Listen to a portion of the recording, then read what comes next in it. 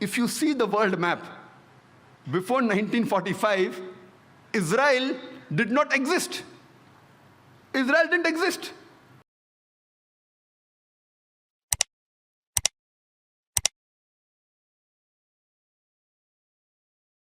After World War II, from 1941 to 1948, in a span of 8 years, 259 terrorist attacks were conducted by Jewish terrorists, by many organizations, Ignun, Stern Gang, Haganah, and we know of the famous bombing of King David Hotel, which took place on the 22nd of July, 1946. They were conducted by Ignun, under the leadership of Menachem Begin, in which 91 innocent people were killed, out of which 28 were British, 41 were Arabs, 17 Jews, and 5 others.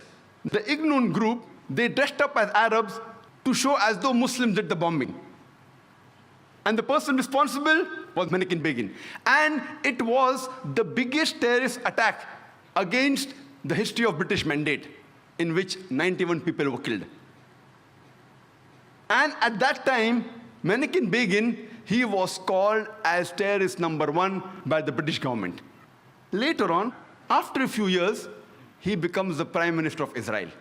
And later on, after a few years, he gets the Nobel Prize for Peace. Imagine, a person who has killed hundreds and thousands of innocent human beings becomes the Prime Minister of Israel and later on gets the Nobel Prize for Peace.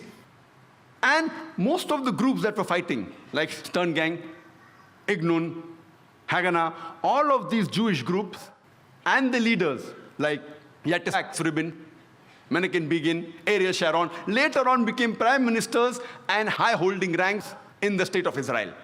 And all of them, they were fighting for a Jewish state. If you see the world map, before 1945, Israel did not exist. Israel didn't exist. These Jewish groups, they were called as terrorists by the Britishers. They fought for a Jewish state. Later on, with power, they grabbed the land and they kicked the Palestinians out. And now these same people are calling the same Palestinians who are fighting for a more just cause, for getting the land back. And they are labeled today as terrorists by the Israelis. Imagine, Hitler incinerated 6 million Jews. He kicks the Jewish community out. Why should they come to Palestine? The Palestinians, they welcome the cousins with open hands. If they should take a land, they should go back to Germany. They should go back to Europe.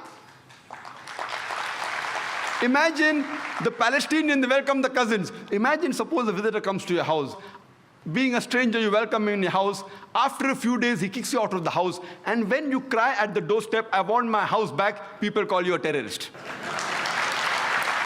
This is exactly what has happened today.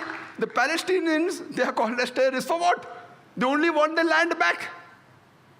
And so-called people, most of these powerful first world countries, they are agreeing with this unjust cause.